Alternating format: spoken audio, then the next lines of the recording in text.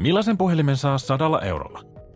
Tässä on Scepter Nivo A1, ja paketista löytyy puhelin, latauskaapeli ja SIM-korttineula.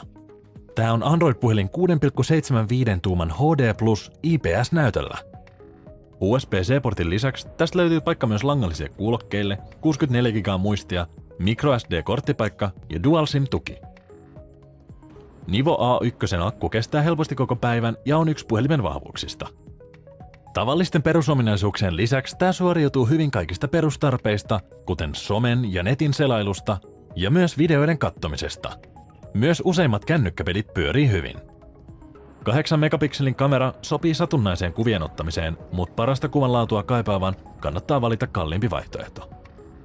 Scepter tukee myös Full HD-videokuvaamista ja laatu on hintansa nähden riittävä. Puhelimessa on myös 5 megapikselin etukamera selfieitä ja videopuheluita ajatellen.